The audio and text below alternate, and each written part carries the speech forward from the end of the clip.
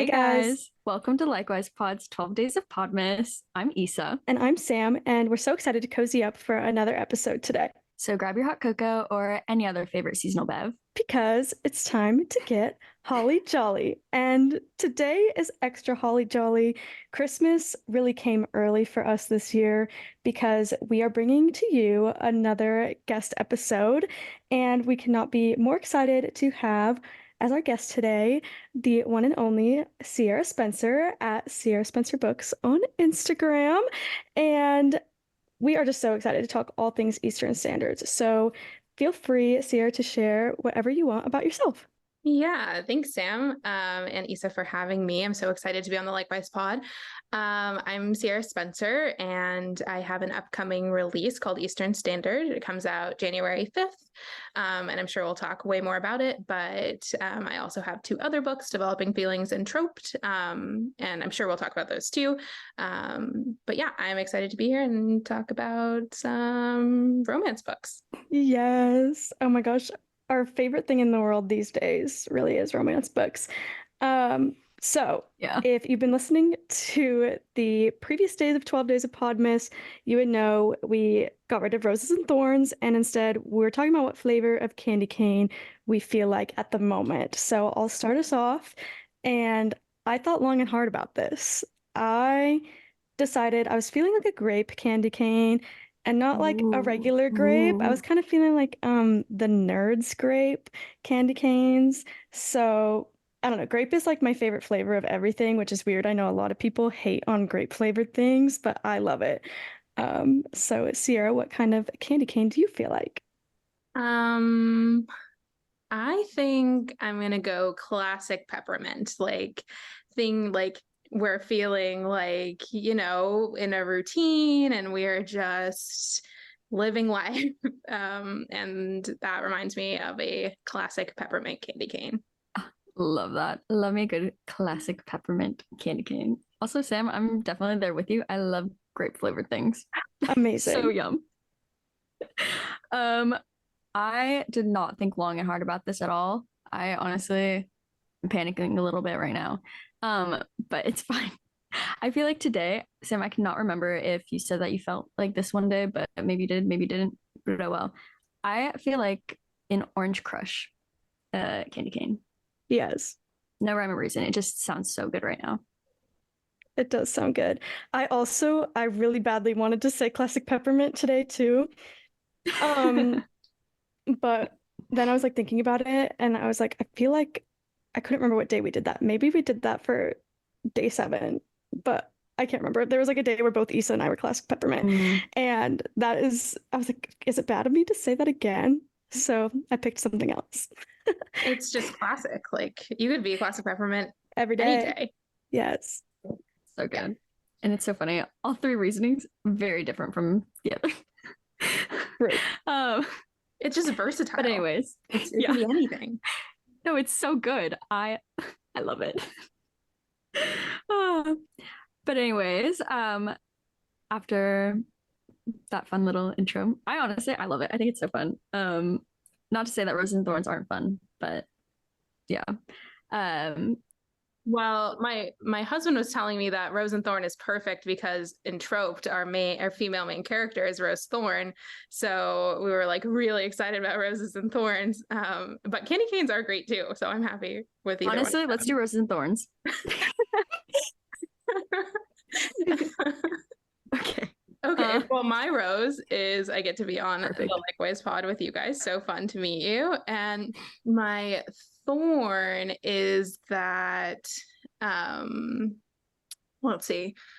My dog, I have a dog and she's 9 now, I think, and she has not been sleeping at night and her stomach is hurt. So I haven't gotten a good night's sleep in like 3 nights and we're just hoping it's over soon. That's my thorn. Um, Also, okay, I think my rose is going to be that we're doing roses and thorns right now. That's actually so exciting. Um, and because also I think early on, literally episode 1, I think we did say that there would be roses and thorns at some Yeah, point. we did. And we haven't done them yet. So that's really exciting. And I have been missing our like regular episode routine a little bit. And then my thorn is that my room's a mess. Like before we started recording, I told Issa that I had to like move a bunch of stuff so I could have a place to sit on my bed. So I need to like reset after coming back home from traveling. So that's probably mine. I'll start with my thorn. My thorn is so I'm up in like Seattle area. It's been raining so much the past couple days, and I'm so over it. I just want it to be summer again. Oh, live, love, love. But my rose, yeah, it's doing roses and thorns, and also having Sierra on. Like Sam and I have been talking about this for so long. We're like, oh my Oh gosh, my we God, can't I love wait. that. Oh, okay. Yeah, I'm very glad that we did that. That was so fun. Yeah, that was It's really like bringing me satisfying. back. I'm happy it happened. Good. Thanks for oh my gosh, I like cannot think of words like just like the simplest words the past couple days, and I don't even know why. So ignore me, I guess. Um, oh, but anyways, I guess moving into like the main attraction of today, Sierra Spencer, Eastern Standard. The whole reason we're all here. And Sam and I literally could not have been more stoked to have gotten that DM one day.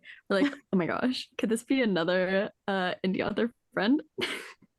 And Yeah. we absolutely adore Eastern Standard. It was so fun. I devoured it. I was like, couldn't even get my unboxing video out. I was like, well, it's done now. Oh, but yeah, so before we get started, like getting to know you and like questions about Eastern Standard and just your life and as a writer and stuff, just want to give quick promo to it. So if you want to give us like synopsis of it, where to pre-order, all the things. Yeah, so Eastern Standard is technically a small town romance, but it's and I say technically because it starts in New York and moves into a small town, and so there's a little bit of transition there. But it's a small town romance about this woman Olivia who has moved to the small town to get closure from moving on after her husband dies unexpectedly, and she when she moves to the town, she doesn't really know anyone, and nobody seems to want to connect with her or anything like that. And so she finds comfort in a very unexpected place. That's Eastern Standard. You can order it off my website, or you can get it on Amazon or Barnes & Noble or wherever you buy your books. And it releases January 5th. Yay. Yes, It's so exciting. That actually, like listening to you talk about it, like in a way different from how I probably would have said stuff about it too, was just like so exciting, and it made me forget that I read it. Like I just like I was like, okay, I'm grabbing it again. I'm starting my reread right now. And Excellent. I really want to annotate my physical book because I read most of it when I was on the plane, so I wasn't annotating it. And now I'm like, I need to go back and find all my favorite moments. Like when I was on the plane, I have a picture I took of a quote that I was like remembering to go back to find to like highlight or something because I was like, this is just so good. Um, I'm Oh my God, so you have to excited. tell me what that quote is, Sam. Like at some point, you Oh my have to. gosh, yes, I'll go look for it at the end because I'm scared it might be, I mean, it's really great, but I'm scared it might be a spoiler quote. So I'll tell you at the end. Okay. So I guess we will just roll right into some questions. So we like to think that we have recently been added to the Sierra Spencer cinematic universe, which we're so happy to be here. So can you run us and our listeners through the history of developing feelings and trope, like any timelines or any of your, as we would call it, author lore, of how you got started? Yeah. So when I started college, so a little way before developing feelings was even a thought in my head. When I started college, I came in as a creative writing psychology double major, and so I thought I wanted to write books, and I really loved reading romance books even back then. But I was taking those classes and I was like, wow, these suck. I don't really want to do that. So then I dropped that and was like, we're just going to pause that ambition for a little bit, and really pursued psychology. And now I'm a graduate student. And there's this, I don't know, there's this stereotype that grad school is like really sad. It's a really sad place. And that stereotype is more or less true. And so like you really need hobbies or things to keep you grounded and not very sad all the time. And so then I got really into reading actually right when I was first starting grad school again. And I did the whole like book talk pipeline. Like I was a Twilight fan in middle school, and then I picked up ACOTAR, and like then the rest is history, right? We just write a bunch of romance novels now. And I hadn't thought about writing a book or anything like that until I'm on a call with editor Lauren, and she's like, and I'm complaining about something that's happening in our lab, and I'm just like, wow, wouldn't it be cool if I just had this one job? Like these are all the things that I like. And she was like, you could write a book about a character who has that job, and that character became Harper Sinclair in Developing Feelings. And I didn't expect it to become a book. Like it was like, yeah, haha, like what if we had this one scene, or like, and then that scene got written, and it was like, yes, this is exactly what I want. And so then I wrote that book. And then at the same time, I was talking to one of my friends, Mina, about just like how into hockey romance and how into like contemporary romances we were at the time. But like we were missing this like one sort of book, which is like in the books that you read, lots of the times you're like, this is like, there's going to be a one bed trope, or there's going to be like, this is going to be friends to lovers, it's going to be fake dating.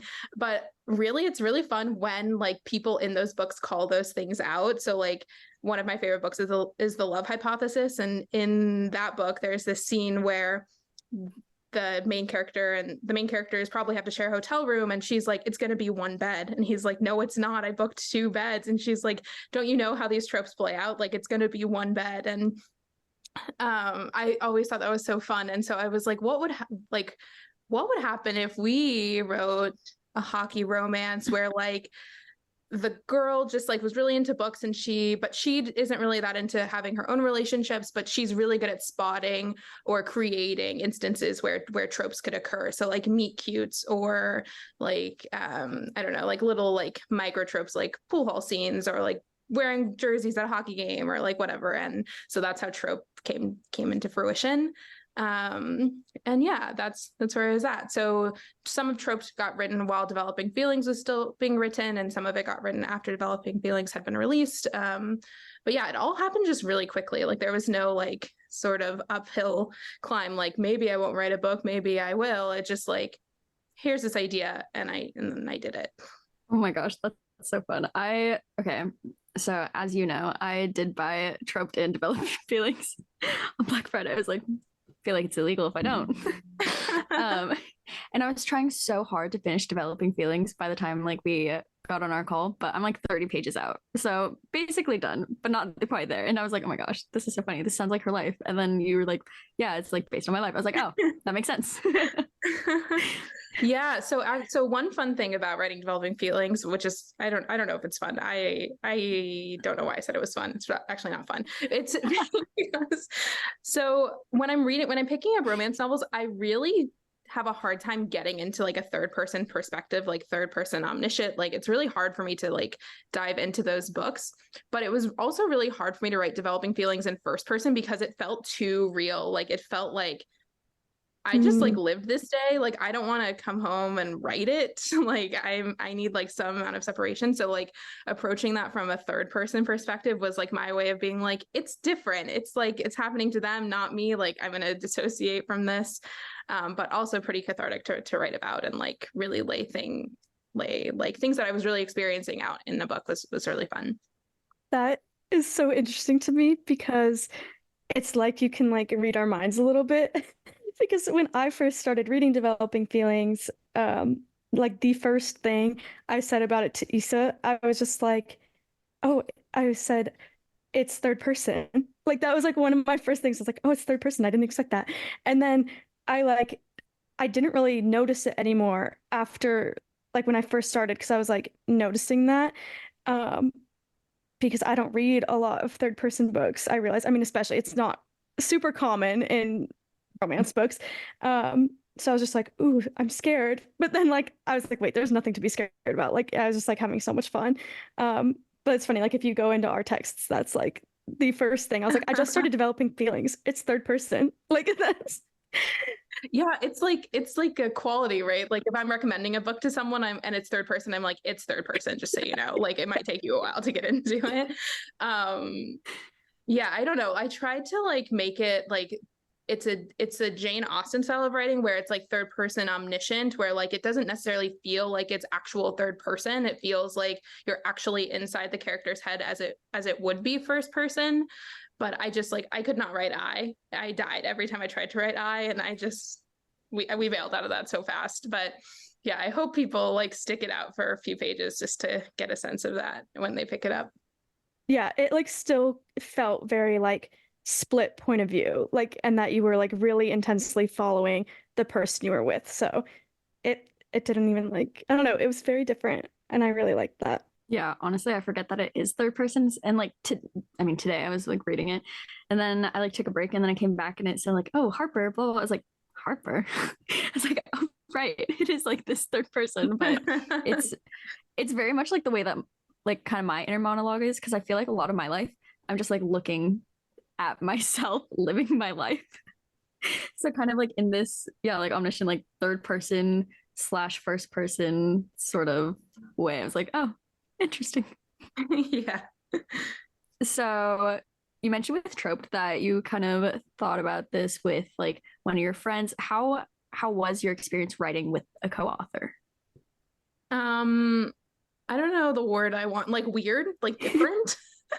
Like Fair. not bad, but just like it's different, right? Like sometimes, and I'm sure this is actually, I'm sure the way we did this is not the best way to do it, but basically like I would write a chapter and then Mina and I wouldn't talk about it, and then she'd be like, I wrote a chapter. And so it was sort of like we were reading a book, but like getting to choose our own ending. Like, okay, like this just happened. Now I'm gonna do this thing.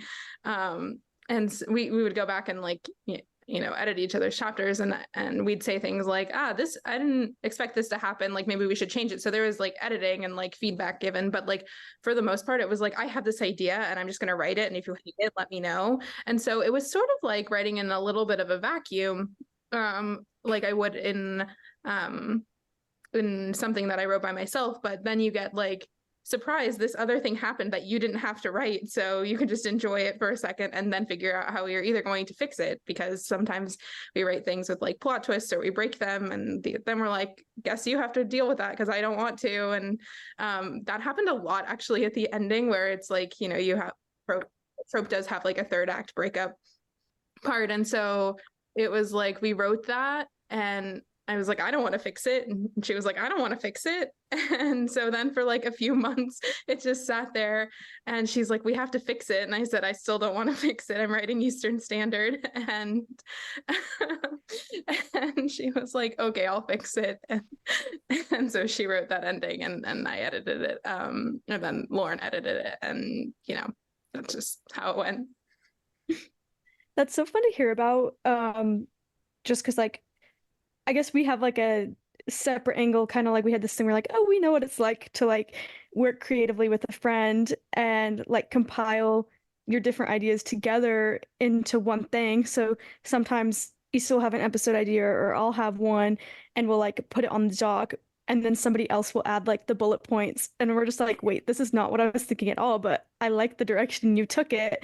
And so Yeah, then we end up like exactly. going Yeah. down that path or something. So it's always fun to like work with someone else in that way, and then see also like for me it's always shocking, and Issa and I've talked about this a lot, but we always like realize that our creative sides of our brains work very, very different from each other, which is awesome at the end of the day. Like it's a total compliment, but it's just funny like in the moment to just like forget that nobody else's brain really works like yours does.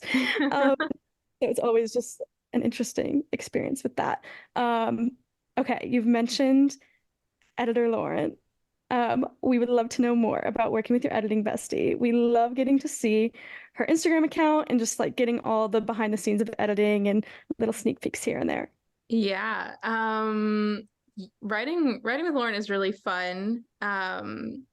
She's quite literally like been there from the beginning, so it's really in all of my books. So like as soon as I have an idea for something, it's like I'll message her, or I'll write the first chapter, like an outline or something, or a scene, and I'll send it to her and I'm like, hey, what do you think about this? I have a crazy idea. And so that's really fun to just have someone who's like just as hyped up as you about a new idea.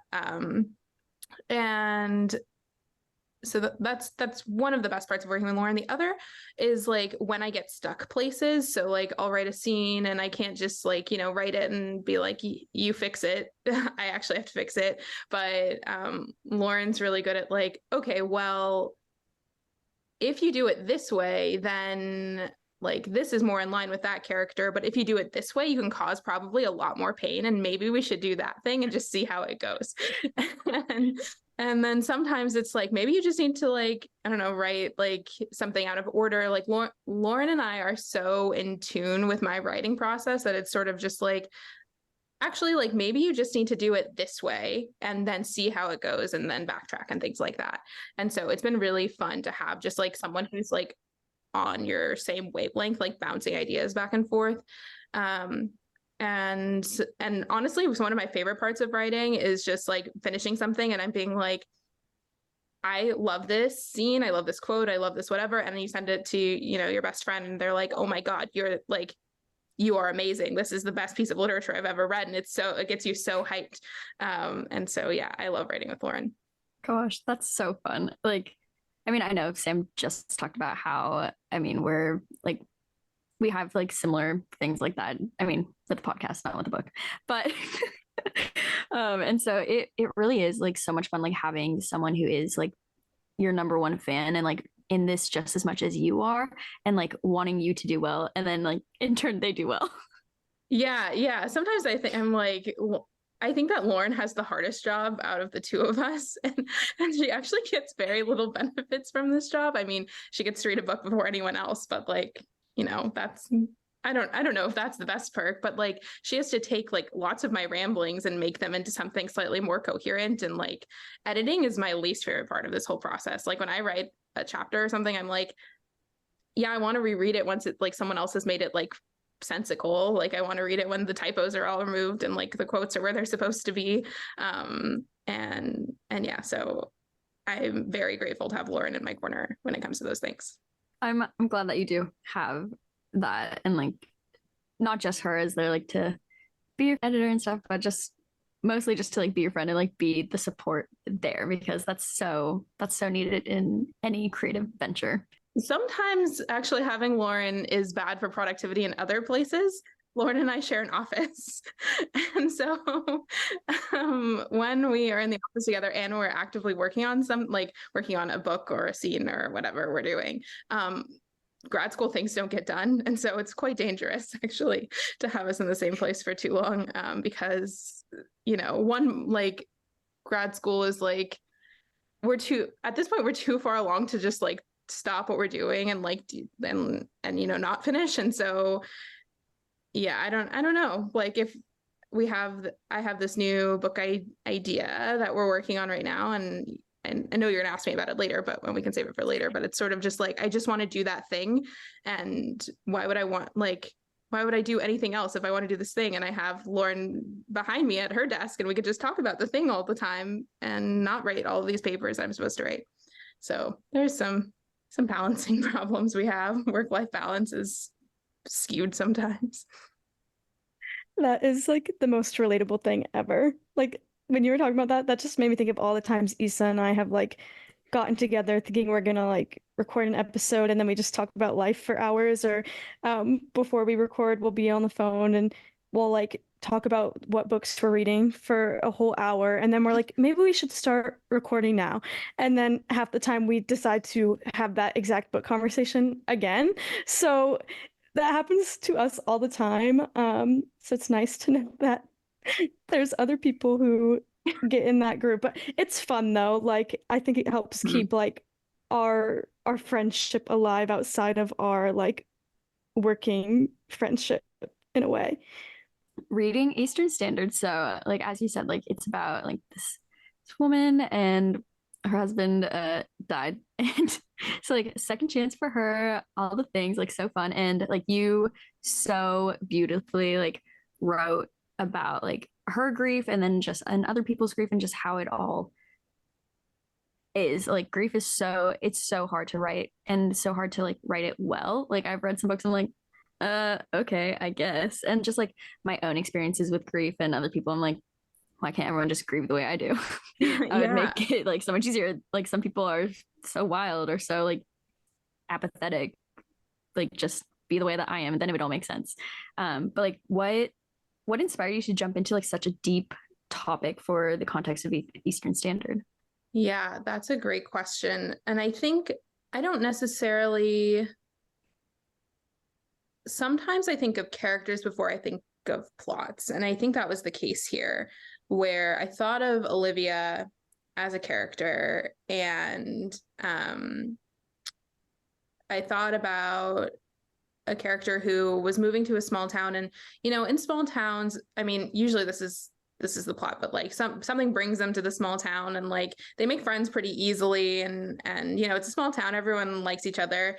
And I wanted to sort of flip that a little bit, like what would bring someone to a small town that they didn't want to be in. And maybe that's a little bit of like book lovers Emily Henry style of things, where like Nora didn't necessarily want to be in a small town, she's a New York girl, but like what would happen if she had to be there, and and where is she finding comfort at some point? And I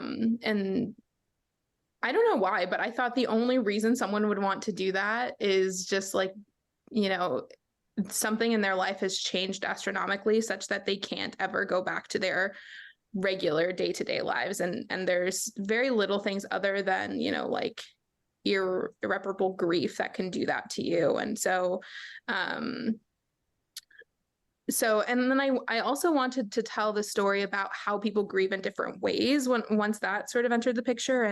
And I thought, what would be more chaotic than a main character dating their husband's best friend? And I couldn't think of anything else. Maybe brother, but then that felt way too much for me. So this is how we ended up with Whit and Olivia, and this is how we ended up with that plot. Can I just say for one, I'm glad it wasn't like his brother. Sam and I talk about this all the time. We hate it when it's like love triangle with brothers or sisters or whatever. It's like it just feels so weird to me. I'm like, yeah, this like the summer I turned pretty, like I cannot with like no, literally.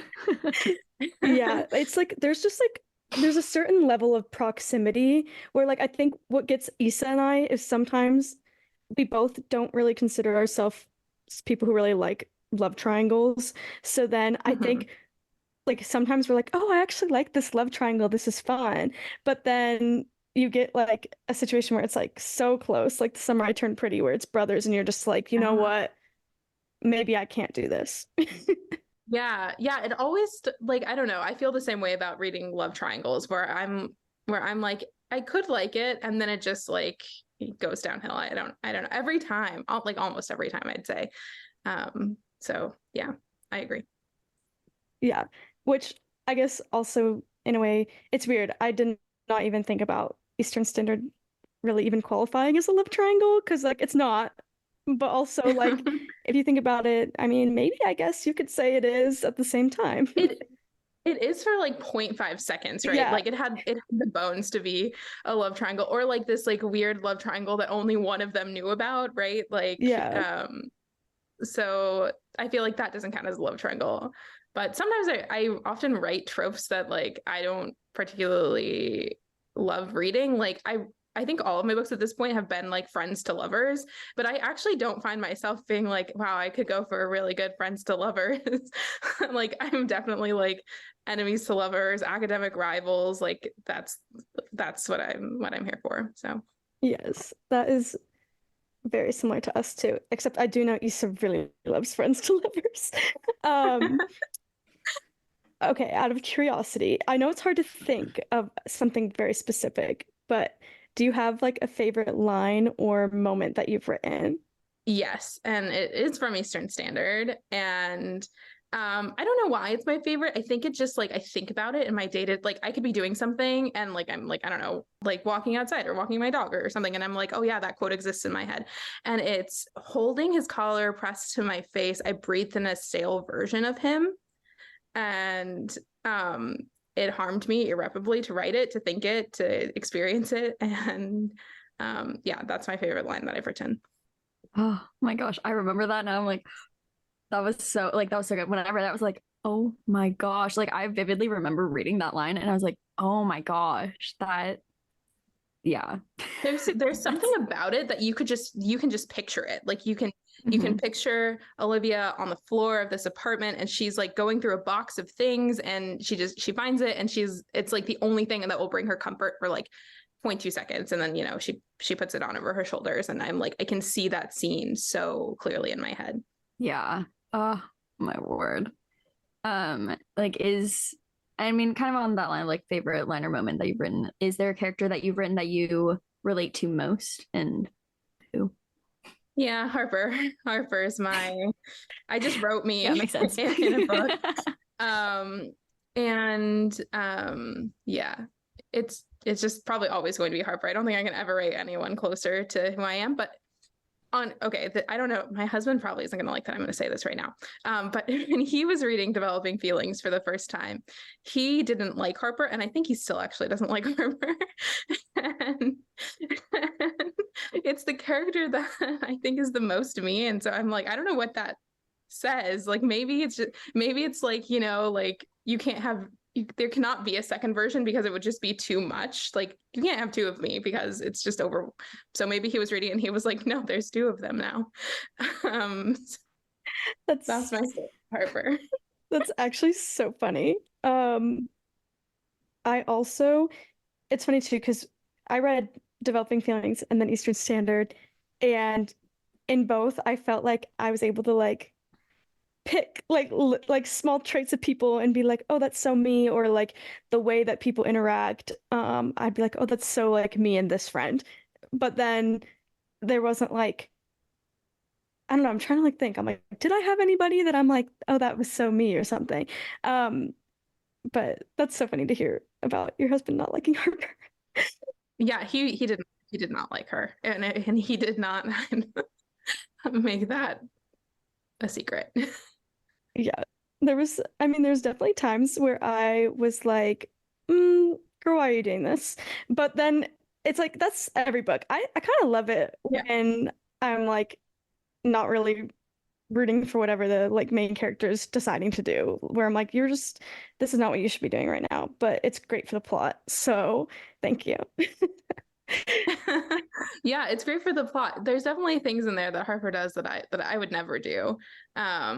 But like I think the basis of her personality is definitely like her thought processes for things, or like the way there's like it's a stylistic choice, but it actually is pretty reflective of just like my like how I'm thinking about things, which is like I go sometimes from like really clear and like I don't know, you can like you might describe it as being written with like a ballpoint pen, like it's very clear and crisp and things like that. But then you get instances of Harper talking to Jonathan or talking about Jonathan, and it becomes like sort of sparkly gel penny, where it's like talking like one of my favorite lines in that is just like everything is more idyllic following first kisses, and it's like just like this paragraph that's written in a prose that is different than everything else in the book, and it happens a few times, and usually when she's thinking about Jonathan. And sometimes that happens when I'm writing drafts and I'm like, this just is a paragraph that sticks out like a sore thumb, and I don't know if I'll fix it because I like it, or you know, we'll just get used to it and move on. And yeah, so anyway, I don't remember why I brought that up, but maybe that's just a fun fact for you to have. No, I love that. And that actually really reminded me in college I got really into like film music and scoring and things. And now I think about that sometimes when I'm reading books. And it came up a lot when I think it was when I was reading People We Meet on Vacation, I was like finding the like smallest little ties and things that are like details referencing back to other parts in the book that I was like, maybe other people aren't noticing these things, but like I'm like, I'm feeling this so deeply right now. But just like the idea of like in a film like La La Land, for example, you have like Mia and Sebastian's theme, and that plays like when they're together or when they're apart and they're thinking about each other. So it's almost that idea, like you just said, like that prose only happens in these instances, and it really separates that thinking in that time. So it's so cool. And I did not catch that at all. So now I'm like, okay, gotta go back. That's 2 books to reread, Sam. I don't how are you gonna get your reading goal? Right. No, exactly. I'm like, maybe when we hit January, I'll go back in, or at least find like my highlights from Kindle and then put them in the physical book and whatnot. But I guess since I brought up a different book, is there a book or multiple books that you would recommend to absolutely everybody? Yeah. I think a book, at least right now, I wouldn't have had the same answer if you asked me in the beginning of the year, actually, because I hadn't read it yet. But I think I'd recommend Fourth Wing to everyone. I think, which I don't know, maybe that's a hot take, but I think there's something in it for everyone. Like there's like my husband read it and he loved it, but there's romance and there's, if you were a Harry Potter fan, Goblet of Fire is your favorite movie, like Fourth Wing like hits all of those for me. And I just love the way Rebecca Yarros wrote that book. Like it just felt so like, I don't know. Sometimes I find, I don't know, maybe you guys feel this too, but like sometimes when you get too in the weeds with world building or like extra details, your eyes sort of just skim the pages and you miss a lot of information. And then you're like, when did that happen? Like when did that coffee cup get there? I don't know. But I didn't feel that way with Fourth Wing. I felt like it was really fluid and it was really well done. And I could, envision those things, and it had such great imagery. And I really think that anyone would like Fourth Wing. I do not hold the same opinion about Iron Flame, and I will not make my opinions on that one. But Fourth Wing for sure. Check in on day 11. Oh my gosh, that's so funny. We both have not read them, but I do own Fourth Wing, and it is like my hyped book I own that I scared myself out of starting to read. And like not making time for it. I like fell out of my fantasy era for a while and still trying to get back in it. Even though it's my favorite genre, but that's fine. That's so interesting. But it is making me want to like pick it up, because now that I've like seen so much, and especially now that Iron Flame's out, I'm like, I feel like I can go back and revisit the idea of reading Fourth Wing. What about you, Issa? Are you a Fourth Wing stan? Yeah, so I have it, and very similar to Sam, like I've scared myself into like not reading it because it's so big and it already has like such like a cult following, and I'm like, oh shoot. But then I also did like read the whole ACOTAR series this year. I'm like in love, and I'm like, oh shoot, I know I'm gonna really like it. And I have so many friends who are like, Issa, you need to read Fourth Wing, you need to read it, blah blah, like all things. I'm like, okay, I'll read it eventually, and it's on my time before the end, and the end is almost here, so I'm like, shoot. Yeah, Issa, are you reading Throne of Glass? Did I make that up? Or maybe Sam is reading Throne of Glass? Yes, I am allegedly reading Throne of Glass. I'm a quarter of the way through the book. I've read almost the only SJM series I haven't read is Crescent City, because that book is daunting. Like it's huge. Who's reading that? And then there's another one, and then a new one's coming out. Like I've missed my chance. Then I started with ACOTAR, then I read Throne of Glass, and it took me months to get through that series because one, it's in third person and we know how that goes.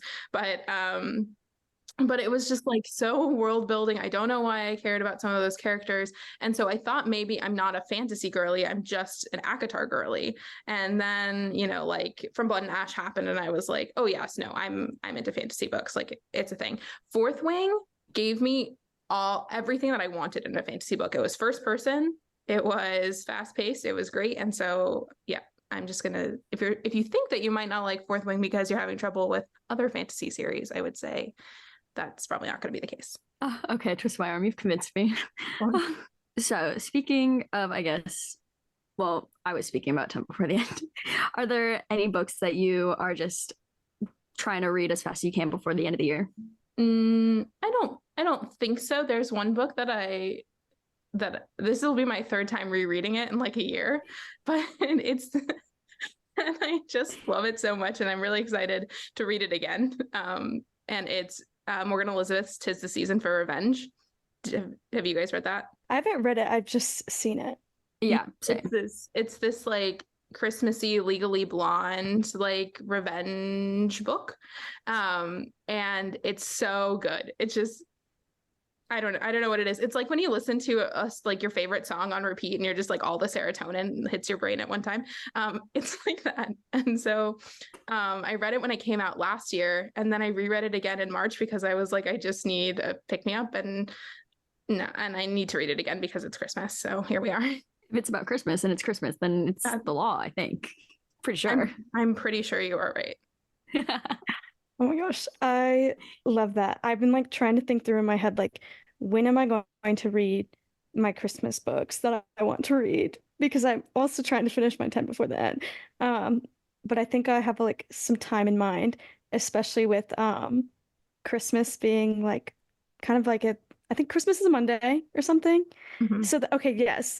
So like Christmas is Monday, and then um so for like time off, we're getting like our Christmas Eve half day off on Tuesday, like for like half day. So I'm like, okay, I have a little extra time to not work. And then maybe if we get lucky, we'll get snowed in, and then we won't go to work, and I can just keep reading Christmas books. So I think that's like my plan for those. But I'll add that one to my list because I've seen it everywhere and I want to read it so bad. Yeah, it is very good. Um, I know earlier we talked a little bit about not loving love triangle trope. Um, but we love asking this question. Is there any tropes that you feel super strongly about, good or bad? Um, I feel very strong. I know I'm not in the minority for this, but I feel very strongly about accidental pregnancy. I hate it. I hate it so much. I hate it. It's the worst one. It's the worst option all the time. Um, but my favorite one, probably enemies to lovers if I'm doing a big trope. Yeah, I don't know. Agree. What about you guys? What are the feelings about those things? Very much agree. I'd say I think a lot of my feelings on tropes have changed because I've been reading a bunch. I've been reading like a lot more romance than I read before. Because I don't know, I feel like before like I would read romance books, but now that I'm reading more and some of those other popular series, ones also that are like very spicy, I'm just like, wait, was I even reading romance before? Like you have that thought. Yeah. So I think I'm becoming more comfortable with tropes that I didn't really love, but my favorite all time is enemies to lovers, as well. And then yeah, I also I've read maybe like one or two books where there's accidental pregnancy trope. The most recent one, I actually didn't hate it when it was included because it kind of felt like it was like only really helping for the like I actually it might not have been the epilogue yet. I don't know, but it just like it was happy ending, so I was just like whatever. But yeah, I just don't really have a desire to read it if I know that's what's happening. Yeah, I really don't like love triangles. I'm just like I don't want to choose. Like I want the author to choose for me. Like don't don't do this to me. And then yeah, I mean I don't think I've read any accidental pregnancies, so Ever? but the idea of it, I'm just like uh, I don't think I really need to get myself into that. I'm trying to avoid a bad thing here. Oh my gosh. And then when it's like actually used as a trope, miscommunication. Hate that. Hate it so much when that's like the whole plot is like the miscommunication. It's like, no. If it's done well, like, I mean, Sam and I have talked about this before, but like the way that Emily Henry does miscommunication, especially like in Happy Place, I was like, oh my gosh, wait, there was miscommunication there, but we didn't even think about it being in there. So, I mean, I guess if like a trope is fine if it's done well, but a lot of times it's not. Um, I mean, Happy Place wasn't miscommunication. It was just no communication. There was like Yeah. no communication. There were two people living together who were Right. just not even in a relationship. Yeah, exactly. But yeah, and I just love like childhood friends slash best friends to lovers. It's like, oh, that just makes my heart so happy. It's so cute. But I also do love me some enemies to lovers, rivals to lovers. I'm like, just give me all the lovers. I was talking to probably my husband about this, about why I don't think I like childhood friends to lovers. And I think it's because I have such a hard time giving characters like a huge background before you get to the actual book, or I'm like, I want to like evaluate this relationship from page one, and I don't want it to be like you have all of this undisclosed history that I'm going to find out about in pieces, because it's like, okay, well, if I like you and you did something bad and that's why you're not together in the first place, like I'm going to be upset about it in like 25 pages probably. And so I think that's my main problem, is like I don't like not knowing things. And so even though my books are a lot of the times friends to lovers, it's like they didn't know each other before, or one of them knew of them, right? And so like there actually is no history in that relationship before, you know, you start reading the book. So yeah, I think I just have some beef with like finding out pieces of information sporadically. No, that's totally fair. I just love the history. I'm like, oh, give it all to me. Oh my gosh. Like People We Meet on Vacation, that's my favorite Emily Henry book. I love it because I love their history. This is actually, that's a great example of a book that drove me crazy, because I was like, there are so many summers. Like, tell me what happened. Can we start with the last summer and work our way forward? I don't, obviously not. That wouldn't be good storytelling, but That's funny. I mean, that's totally fair, which is so funny that I love that because I'm someone like, if I'm watching a movie, I will look up the movie just so that like I know what happens, because I'm like, I just want to know. And like I love being in the know before other people. And I'm like, I knew that was gonna happen. I mean, did I look it up? Yes, but I still knew. Whereas like the rest of the audience is left in the dark. So it's so funny that I love that. But I don't know. It's just reading is something else, I guess.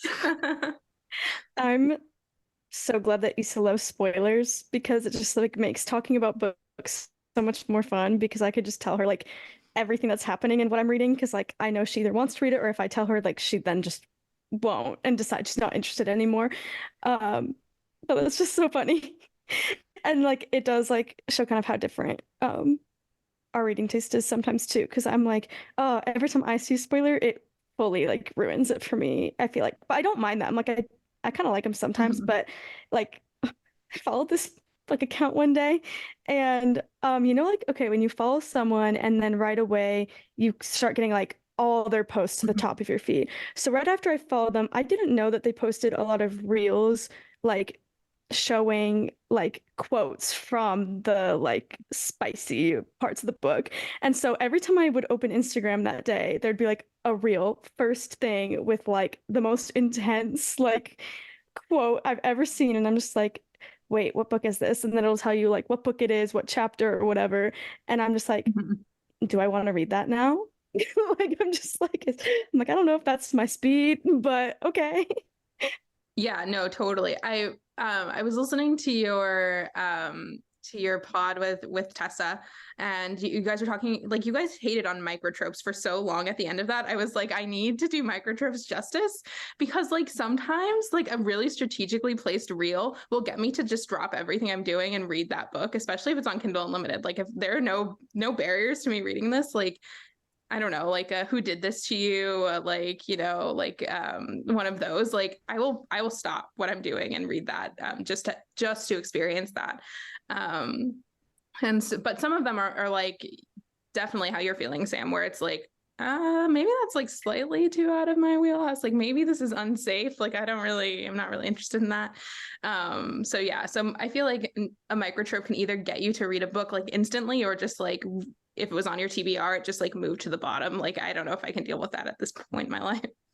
Yeah, no, that actually makes so much sense. Like I've realized since that episode 2, like I don't know, I might say it in the episode that comes out tomorrow, but um I said something about how like literally somebody posting about like I guess what people are, you know, calling microtropes, but I guess they were just kind of like posting a scene on TikTok, and they're like, "Oh, in the book I'm reading right now, this is happening." I sprinted put it on my Kindle Unlimited, and then I read it like on one plane ride that came up. So it's kind of like, okay, yeah, wait, actually, maybe sometimes these do make me like sprint to read the book, but they are just kind of funny sometimes. Yeah. Yeah, sometimes they get really specific. Like, I mean, like there are definitely like lines like, you know, who did this to you, or, you know, whatever, that are like constant. And you're like, okay, yeah, it has that trope. I like it. But then there's like really specific ones, like he watches her dance recital. Like one time I saw that on a TikTok and I was like, that's my favorite microtrope. And I was like, I've never read a single book where that is. Like, is there like a niche area of books where that's a thing?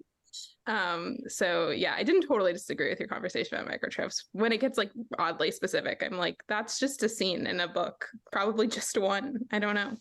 Yeah, I fully agree. I mean, like if it's just like the setting or just one niche scene somewhere, it's like that's not a microtrope. That's just you describing the book. Yeah, maybe the problem is with like how we're using microtropes. Like, what is a microtrope? I'm sure we could have a whole other podcast on what is a microtrope. No, but literally. Actually. Oh, okay. Now time for this fun question. We have a theory. I'm so excited. I'm so excited to hear this theory.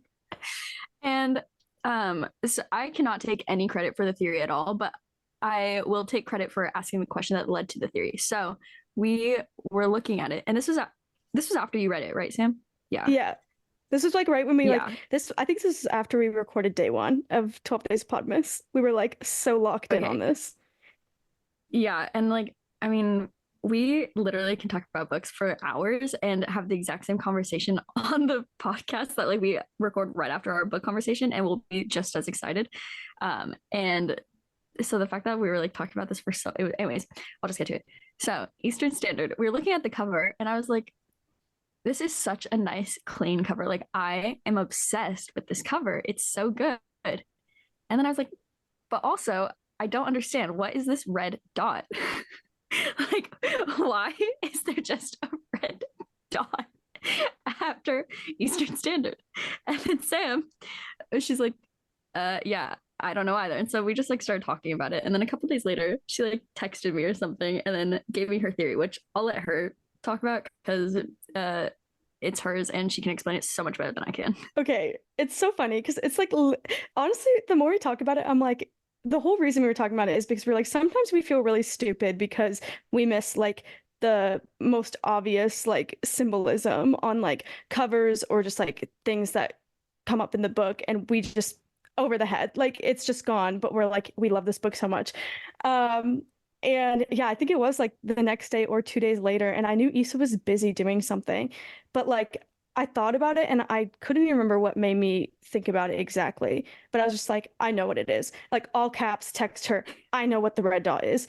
And then I was like, she's not going to respond because she's busy. So I need to like, so I waited like 20 minutes and then I sent like a screenshot of like what I decided it was.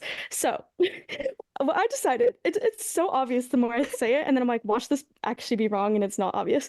I would laugh so hard if it was wrong.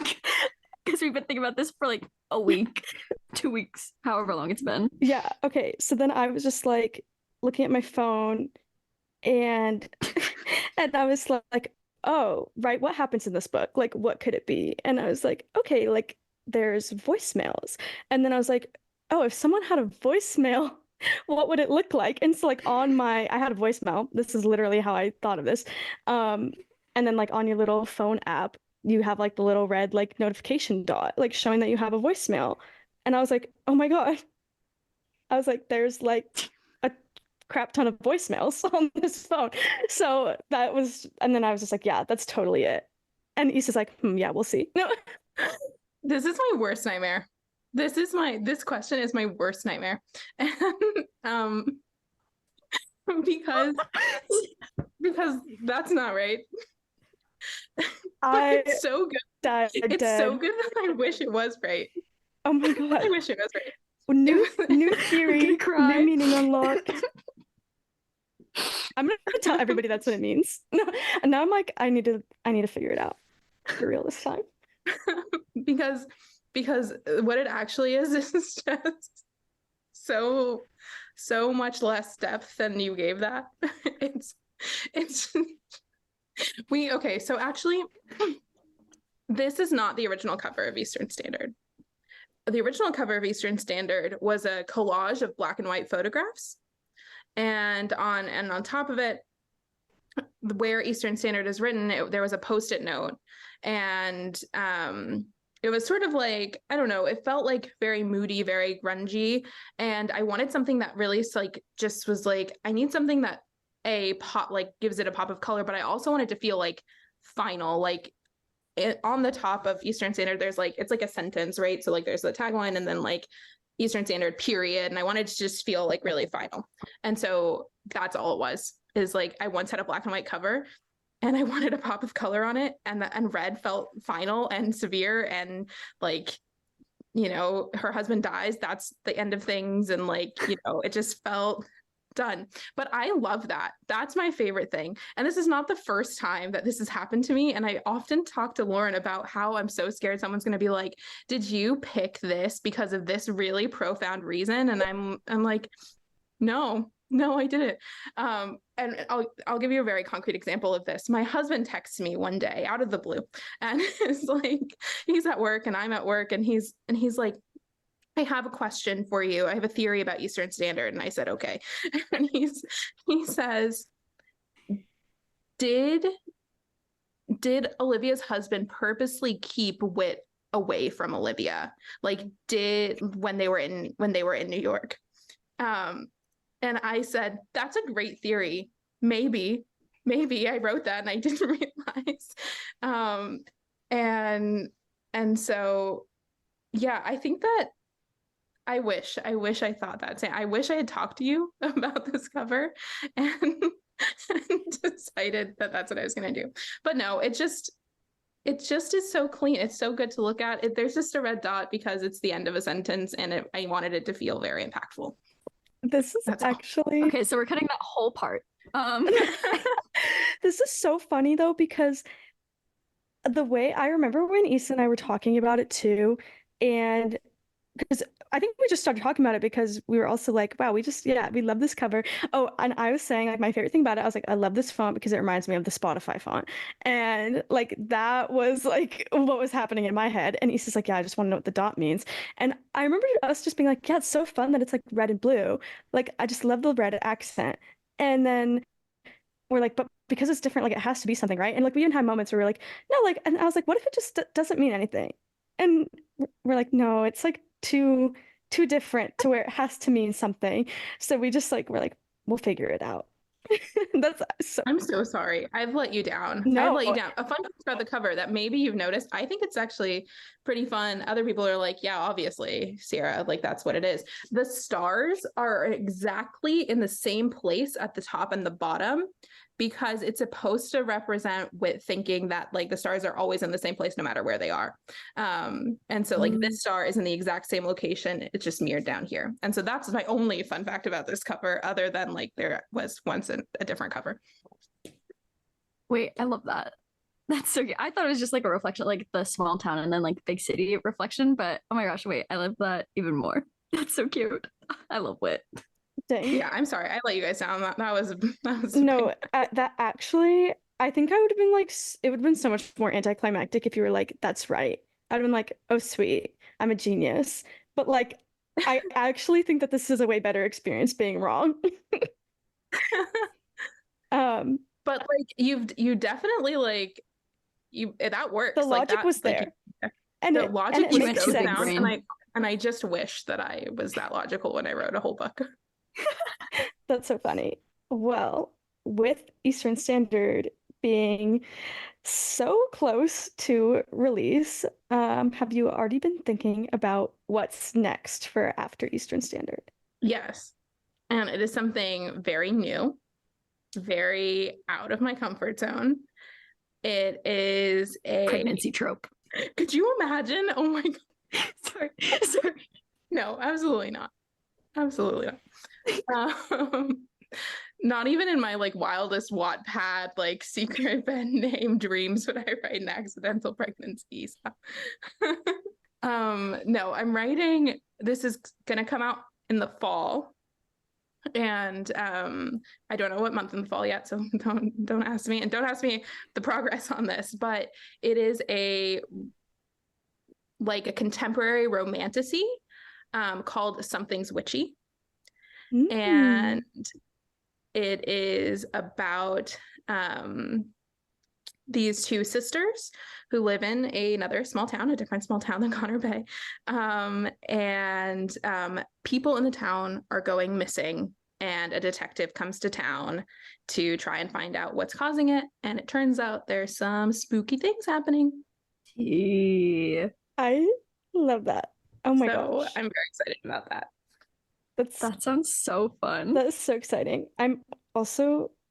I did not expect we would actually get so much of a look into the future. I was like, whoa, wait, I didn't know we were actually gonna get told what the next book's about.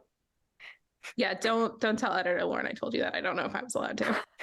Yeah, I'm really excited to read Troped now, because now that I've got the others under my belt, I'm like, wait, I gotta finish. And I gotta coordinate with Issa and make sure we buddy read it or something. We always say we're buddy reading stuff when we're not really buddy reading it. It's always one of us finishes it way sooner. We don't really coordinate that well. I love these questions. Issa and I always we'll write them, and then at the end we're just left speechless, because we just are wow, we didn't think we would get the responses we did from these questions. And it just makes us more excited. And I know I'll be thinking about this every day. Yeah, these are so fun. I guess that brings us to the end, where we're ending every episode by saying something we're grateful for and something we're looking forward to, which has been so much fun on our end. It's just oh my gosh, wait, that's what you're grateful for. I'm also grateful for that, but I'm going to say something else. Sierra, what is something that you're grateful for and something you're looking forward to? I am grateful for good books and good friends, old and new. And I am looking forward to Christmas. I love that. Oh my goodness. Man, I didn't think about these before this episode. Okay. Something I am grateful for. Oh my gosh. So, if you've been listening to Podmas, you know that I just got back from taking a whole week and a half off from work and going visiting my family back in Washington. But I came back and I thought I was going to be slammed with work, because the week I was gone, our photo shoot team was gone shooting a campaign. And so that is a big part of my job, is doing stuff before and after. And I get back and I'm okay, I'm ready to sit down. I'm going to be staring at my computer all day. And the first thing I see when I open the document I make afterwards, all the pictures I needed were already dropped in on the spaces, and it was already pretty much made for me. And then I saw a Zoom message from one of my coworkers, and she was just I dropped in the pictures while you were gone so that you didn't have as much to come back to. And I was I could cry right now. So I'm just so grateful for my coworkers for thinking about that, because I don't know, I feel sometimes people wouldn't think about what your job is, because everyone just goes to work and they're usually thinking about their own job. And then I am looking forward to also Christmas. That's a good one. I don't know why I haven't thought of that yet, but I'm really looking forward to putting up my Christmas tree, because I meant to do it a long time ago. It's going to go in a corner in my bedroom, because we don't want to put it downstairs where our roommate's dog can knock it over, because we think she would. She loves to knock things over. So it's gonna go in my room, and I also need to find exactly where I want to hang my stocking. So I'm looking forward to that. That's so fun. I am thankful for friendships, and having this podcast with Sam, one of my best friends, and it brings us the opportunity, I mean, especially this year, to just be actually reading and reading arcs and getting to know more people, and then getting to be friends with fun authors. And it's been so much fun, and I'm really excited. I guess it's kind of a twofer, looking forward to more opportunities like this, and just to continue and foster friendships. Mm-hmm. That's so sweet. Ditto. This was so much fun. Sierra, thank you so much for like spending a portion of your evening with us. This is honestly so fun. And like we loved getting to pick your brain and like hear all these answers that way, way, way exceeded our expectations. Yeah, thank you so much for having me. It was so fun. Even if your theory wasn't right and you're smarter than me. With that comes the end. But you know, as always, always, always, make sure to be following us on whatever stream platform you use so that you know exactly when an episode's coming out. And then also make sure to rate and review on, again, whatever stream platform you use. So, because that's fun, I guess. I don't know. And then also follow us on Instagram at likewise_pod, and also follow Sierra at I forgot it, sorry. At Sierra Spencer Books. At Sierra Spencer Books on Instagram. Literally, her books, so good. I 12 out of 10 do recommend. And I will speak on behalf of Sam too. She 12 out of 10 recommends as well. Excellent. 12 out of 10. I recommend also. Perfect. See, all three of us 12 out of 10 recommend. Well, yeah. So again, this was just so much fun. And Sam and Sierra, I just hope you have a holly jolly rest of your day. Thanks, Isa, and likewise to you all. Bye. Bye.